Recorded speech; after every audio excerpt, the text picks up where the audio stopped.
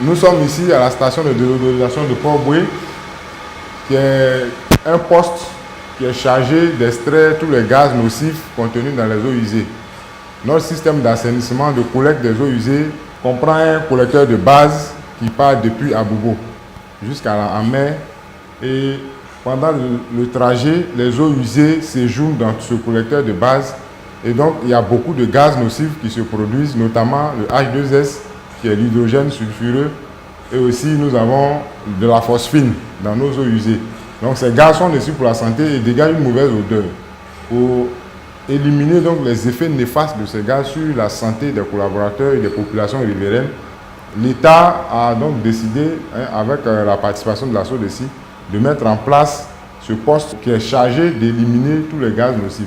Donc le collecteur de base arrive ici, et une fois qu'il est ici, on a essayé de faire un système à 2 niveaux, de sorte à ce que les eaux chutent, donc par chute, et les gaz sont récupérés par le haut, et ces gaz-là sont acheminés dans cette conduite-là, qui va sur le poste du charbon actif, qui va donc traverser ce charbon actif qu'on va voir tout à l'heure, qui est chargé en fait d'éliminer toutes les particules néfastes, toutes les particules nocives contenues dans le gaz.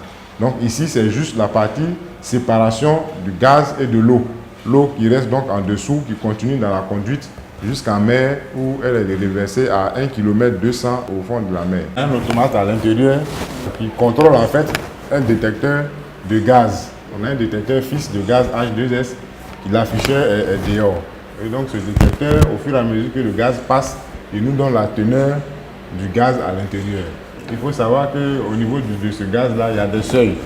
Et le seuil maximum à ne pas dépasser, c'est 10 ppm. Au-delà de 10 ppm, à partir de 10 ppm, tous ceux qui sont sur la station, les agents, ils sont priés donc, de quitter la station.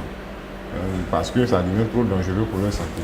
Quand on n'arrive plus à être en dessous des 10 ppm, ça veut dire que le charbon est épuisé, donc on fait le renouvellement. Et le constat qu'on a fait, c'est que 6 mois après, que le charbon ne peut plus bien travailler. Donc on fait 2 remplacements dans l'année.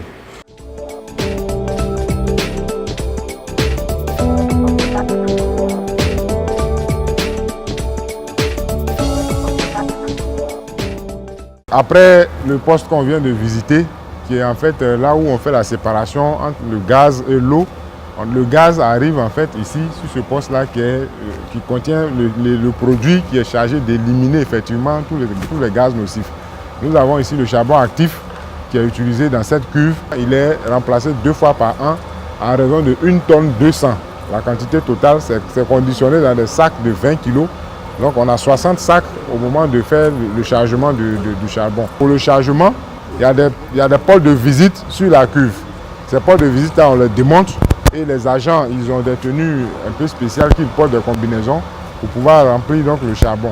Une fois que l'ancien charbon est vidé avec une cureuse, à l'aide d'une cureuse, donc le charbon est aspiré et la cureuse le transporte jusqu'en décharge.